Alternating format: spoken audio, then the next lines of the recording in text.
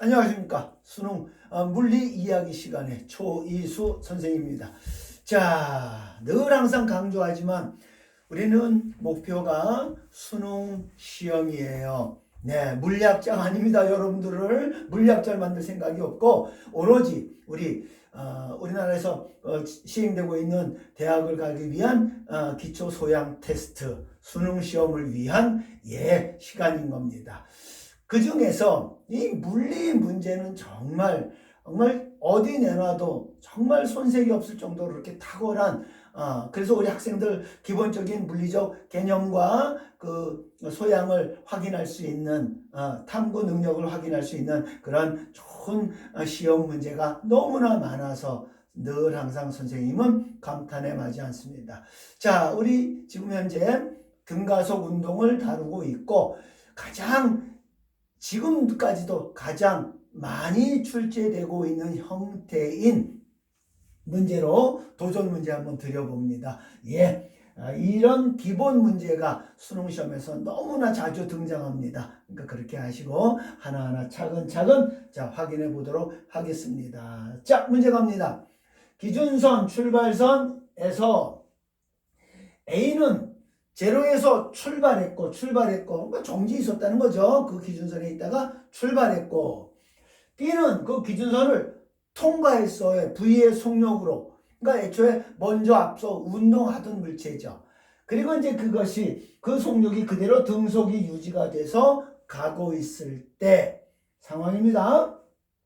시각 T1에서 얘는 여기 그려져 있네. 시각 T1에서 A는 B는 시각 T1에 이만큼 그려져 있네요. 위치에 차이가 있죠.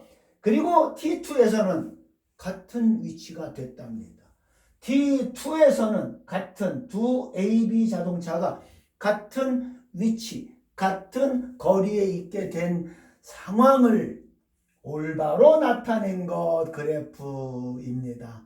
A는 제로에서 출발한 등가속 운동을 했고 B는 처음부터 등속이 유지가 되고 그러니 벌써 저 그림을 딱 보니까 위치 T1에서 같은 시간이 지난 후 시각 T1에서 A보다 B가 앞서가고 있었네요. 네. 얼마의 거리를? 2배의 거리 간격을 일정하게 그렸습니다. 2배 앞서가고 있었네요. 거리는. 그런데 시각 T2가 되니까 같은 위치 같은 거리를 통과하고 있네요. 자, 한번 그것을 올바로 나타낸 그래프인 겁니다. 자, 그래프 딱 보자마자 벌써 1번에서 답이 벌벌 떨고 있네. 한 놈은 등속, 한 놈은 제로에서 출발한 등가속. 1번밖에 더 있어. 그죠? 내용을 몰라도 사실은 T1, T2에서 왜 위치가 저 위치가 되는지 그런 거 내용 하나도 몰라도 그냥 딱 한 놈은 등속, 한 놈은 제로에서 출발한 등가속. 딱 보니까 하나밖에 없네. 1번 정답. 이런 수준이에요. 그러니까 구구절절히 내용 사실 몰라도 그냥 주어진 그래프에서 이 상황에 맞게 표현된 거 보니까 그냥 딱 보니까 1번에서 벌벌을 떴고 그냥 딱 짚고 넘어가면 되는 거야. 다른 거 일일이 이렇게 확인하고 자시고 그런 거 없어요. 네. 자, 그러므로 저 그래프가 갖는 물리적인 의미, 등가속 운동의 모든 것이 담겨져 있는 저 속도 시간 그래프 오늘 그 내용을 갖고 집중적으로 한번 다뤄볼 겁니다. 자, 속도 시간 그래프로 어떤 물체는 총 어떤 속도 V로 일정하게 지나갔다 등속으로 이렇게 그리는 거잖아. 그렇죠? 등속. 그런데 속력 처음 속도는 멈춰있는 정지 상태에서 일정하게 속도가 증가하는 등가속 운동을 그려라. 그럼 망설임 없이 쫙 그려야 될 거 아니야. 그렇잖아. 네. 그래서 그냥 그거 그래프 찾는 거예요. 그것밖에 없잖아요. 자, 그런데 이런 세부적인 각 시간에 따른 위치의 차이 이런 것들은 이제 이 그래프에서 읽어낼 줄 알아야 한단 말이야. 그러니까 수능 문제는 운동 문제는 두 종류밖에 없어요. 이런 그래프를 주고 읽고 해석하라. 또 이런 상황을 주고 그에 맞게 그래프를 그려낼 줄만 알면 되는 문제들. 예. 자, 얘가 이제 처음부터 일정한 속력으로 쭉 갔어요. 얘는 제로에서 출발했어요. 그러면 여기 문제에서도 주었다시피 시각 t1에서 어떤 일이 벌어졌다고 그랬어요. 두 물체의 속력이 같다. 어디예요? 두 물체의 속력이 같다가 어디예요? 야, 여기네, 여기. 속력이 같다 말이야. 얘는 제로에서 V가 됐고 얘는 V가 그대로 유지가 되고, 아, 여기가 바로 시각 T1에 일어난 일이구나. 뭔 일? 같은 속력이 됐다. 그러면 왜 거리가 이렇게 2배 차이가 날까? 보니까 나오네. 요거 사각형 면적이 등속으로 간 거리, 요거 삼각형 면적 등가속으로 간 거리 딱 2배 맞네. 뭐 그지? 그게 보이잖아요. 그래프에 딱 보니까. 그 다음부터 이제 얘가 속력이 더 빨라졌어요. 얘보다 속력이 더 빨라졌어요. 계속 빨라져 가고 있어요. 네. 그렇다고 계속 속도가 빨라져 간다고 이때서부터 앞서가는 거 아니죠. 여전히 어느 정도까지는 잘 봐. 어디 T2까지는 얘가 계속 앞서가는 거잖아. 그래서 정확히 이 시간에 2배가 걸렸을 때 T2 시각에 드디어 이 삼각형 면적과 이 사각형 면적이 똑같은 시점 아니야. 그렇게 쫙 거보면 요 삼각형 면적이 하나, 둘, 세 배. 그죠? 자, 요 거리에 하나, 둘, 세 배. 그죠? 그게 삼각형 면적이고 총 이동 거리는 삼각형 4개. 삼각형을 왜 세냐고? 아니 그게 거리잖아. 그 면적을 읽으려니까 그렇게 짝에서 보니까 몇 배가 가볍게 나오잖아요. 네, 너무나 기본적인 거고 수능에서 100% 나오고 나중에 중력장 운동에서도 또 이게 나오는 거예요. 이게 중력장 운동이 바로 대표적인 등가속도 운동 아닙니까? 그죠? 네, 그러니까 그때 이거 보고 또 하면 안 돼요. 좋습니다. 자, 그래서 요 사각형 면적과 요 삼각형 면적이 같은 거니까 아하, 그때 시각 T2에서 같은 위치에 도달했구나. 그리고 그 다음은 어떻게 되는 거예요? 이제 얘가 앞서가는 거죠. 얘가 이제 그 다음은 앞서가는 거지. 속력이 더 빠른 경우가 됐으니까. 되죠? 야, 이 그래프 안에 참 많은 게 달려 있어요. 다시. 자, 이 V가 뭐예요? 이 시각까지 T2까지의 두 자동차 A, B의 평균 속도가 아니야. 평균 속력. 얘는 아예 처음부터 V를 일정하게 갔지만 얘는 제로에서 빨라져가는 등가속도 운동을 했는데, 그치? 그 시간까지의 평균 속력이 바로 절반 아니야. 절반. 그러니까 얘가 속력이 얼마가 됐다는 거야? 2V가 됐다는 거 아니에요. 그런 게 보이면 되는 거예요. 네, 그 속도의 2배가 되는 순간이 바로 T2 같은 지점을 통과할 때야. 그 다음부터는 이제 A가 앞서가는 거다 이 말이야. 속력이 더 빨라지잖아 계속. 그런 것들이 읽어져요. 자, 다시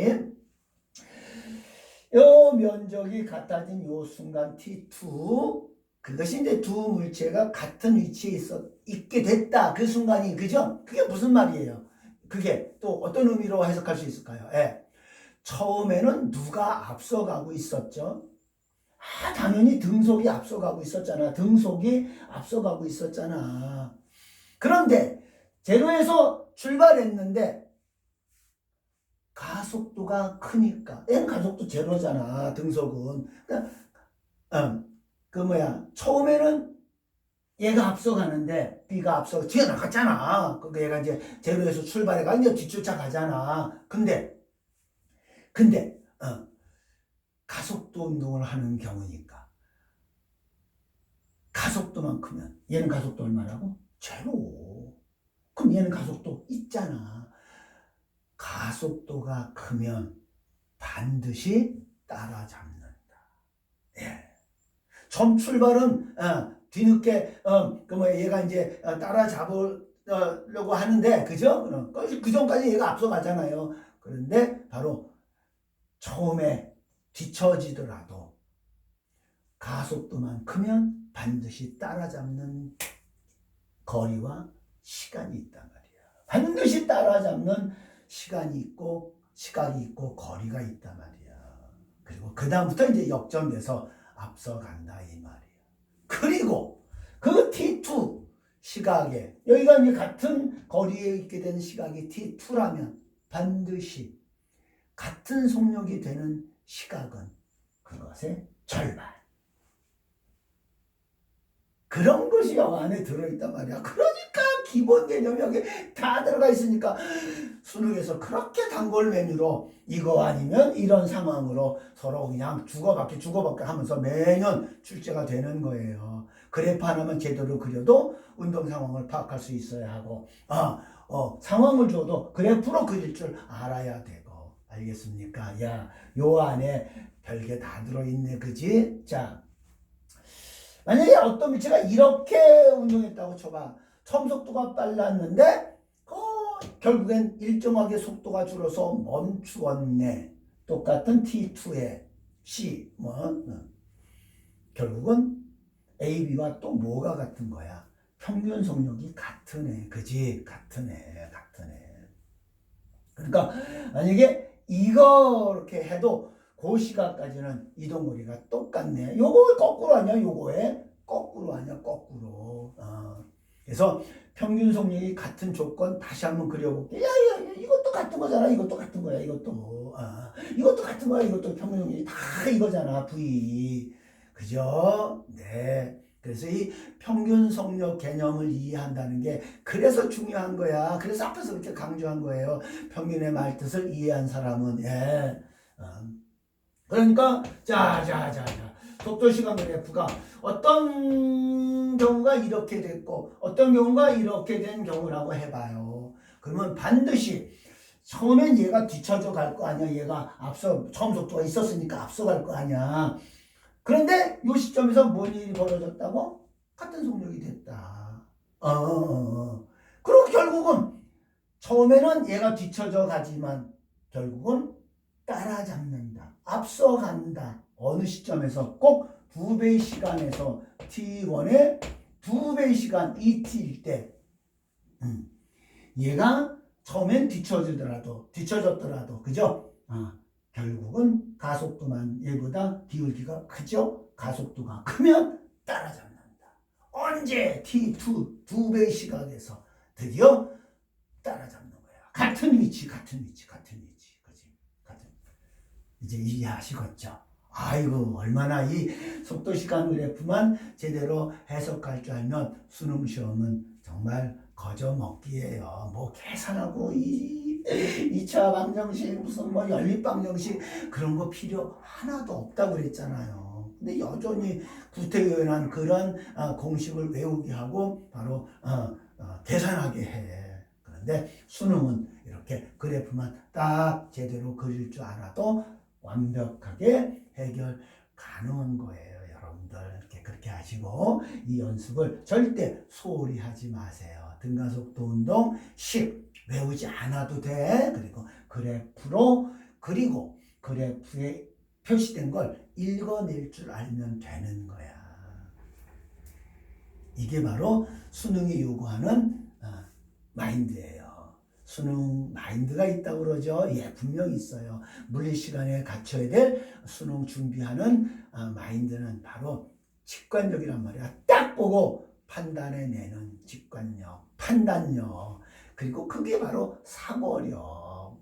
아시겠습니까? 생각하는 사람을 만들자는 거야. 생각만 좀 해보면 이렇게 된 거네 하보면 답이 벌벌 떨고 있는 거야. 근데 그러면 공식에 넣어서 대입해서 이제 계산을 막 하면 생각이 없어요. 생각을 못하게 되잖아. 그리고 그냥 기계적으로 계산만 하는 거예요.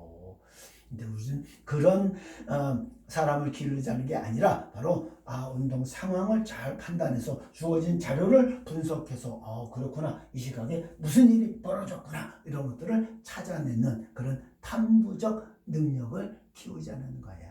수능 시험은 탐구 문제, 특히 물리 문제 탐구 문제임을 강조하잖아요. 아셨습니까? 네. 그래서 오늘도 등가속도 운동에 관한 그래프 해석의 이야기를 들려드렸습니다. 뭐 어렵지 않으시죠? 수식 하나도 없었는데 뭐 그치요? 네. 여기까지 하겠습니다.